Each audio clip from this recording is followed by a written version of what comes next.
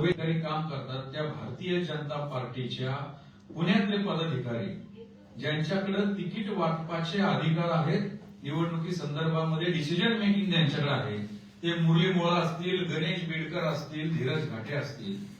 एकंदरीत आता असं दिसतंय की हे जे पुण्याचे जे ह्या सर्व पक्षांचे पदाधिकारी आहेत हे आता करतात काय, तर त्यांचे जे सगळे सोयरे पै पाहुणे यांचा भाजपमध्ये प्रवेश घेतात. ते एनसीपीचे काही पदाधिकारी असतील तर ते त्यांच्या पक्षामध्ये त्यांच्या पै पाहुण्यांचा प्रवेश घेतात आणि ज्या ओबीसीच्या जागा ओबीसी साठी राखीव आहेत त्या ठिकाणी सर्रासपणे ओबीसीला डावलून, ओबीसी पदाधिकाऱ्याला डावलून या कुणबी दाखल्यावर या प्रस्थापितांचे पै पाहुण्यांना तिकीट द्यायचं हे सगळं आता कारस्थान चालू आहे.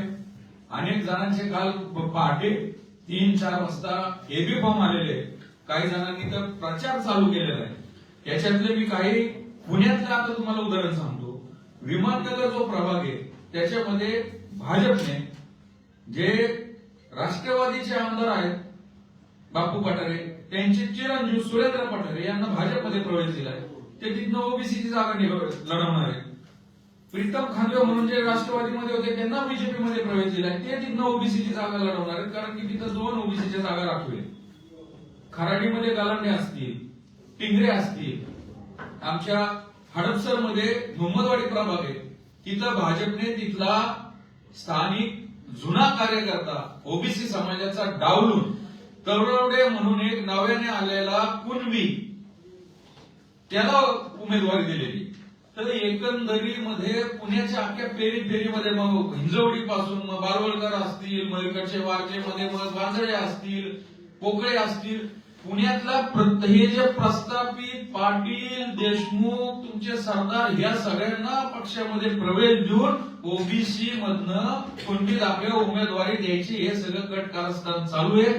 काही जणांना त्यांनी शब्द दिलेले आहेत, काही जणांना एबी फॉर्म दिलेले आहेत आणि आमचे ओबीसीचे पदाधिकारी ज्यांनी प्रामाणिक काम केले त्यांना वाटण्याच्या अक्षता लावलेला हा मोठा अन्याय भाजपचे एनसीपीचे पुण्यातले पदाधिकारी करतात. ते शरद पवार म्हणले की आम्ही मूळ ओबीसींना तिकीट देणार, पण त्यांच्याच आमदाराचा मुलगा मग भाजपमध्ये पाठवायचा आणि तिथं ओबीसीची जागा खायची. देवेंद्रजी फडणवीस म्हणाले होते की ओबीसी मूळ ओबीसींनाच आम्ही तिकीट देणार, पण तुमचे खालचे पदाधिकारी काय करतात ते याच्यावर या पक्ष नेतृत्वाचं लक्ष आहे का, प्रदेशाध्यक्षांचं लक्ष आहे का, कशा प्रकारे ओबीसीच्या प्रामाणिक तुमच्या पदाधिकाऱ्यांना डावललं जातंय. त्यांच्या आम्हाला फोन येतात की असं असं झालंय. पिंपरी चिंचवडचं मी सांगतो, पिंपरी चिंचवडमध्ये चिकटे, भरणे, मोकाटे, बैरट, वाघेरे, लांडगे यांनी सगळ्यांनी कुणबी दाखले काढले. आता त्यातलंच मी तुम्हाला एक प्रभाग आहे तिथं पिंपरी चिंचवडमध्ये भाजप ओबीसी मोर्चाच्या अध्यक्षा रोहिणी रासकर म्हणून एक ओबीसी कार्यकर्ते आहेत, त्यांच्या जागी एक चांदगुडे म्हणून कुणबी दाखल्यावरच्या एका महिलेला दिले. म्हणजे भाजपने त्यांच्याच पक्षातल्या ओबीसी मोर्चाच्या अध्यक्षालाच डावललंय. ह्याच्यापेक्षा मोठा अन्याय काय समजावा. एनसीपीचं एक उदाहरण सांगतो. तिथं भटक्या विमुक्तातले आमचे विशाल जाधव म्हणून एक कार्यकर्ता आहे एनसीपीचा, ओबीसी सेलचा अध्यक्ष, त्याचं तिकीट डावलून एका कुणब्याला दिलेलं आहे.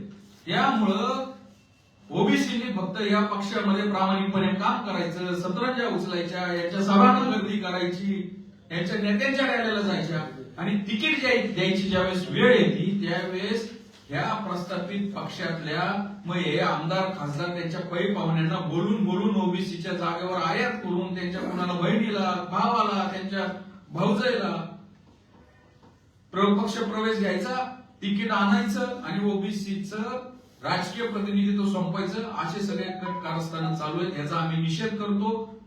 ह्या सगळ्या पक्षांचे जे शहर अध्यक्ष असतील, प्रदेश अध्यक्ष असतील, यांना पण आम्ही सांगतो, जर अशा प्रकारे तुम्ही हे केलं, आमच्या लोकांना डावललं, तर आम्ही त्यांना शाळेत स्वस्त बसणार नाही. त्यांना पण आम्ही सांगितलंय पक्षाविरुद्ध बंड करावं लागेल, अपक्ष फॉर्म करा, तिसरी आघाडी करा, त्यांचा प्रचार करायला आम्ही येऊ. या संदर्भामध्ये आमचे सहकारी लक्ष्मणजी हाके, आमचं पुढची काय स्ट्रॅटेजी असेल, आमचा पुढचा काय निर्णय असेल ते हाके सर आपल्याला सर्वांना सांगतील.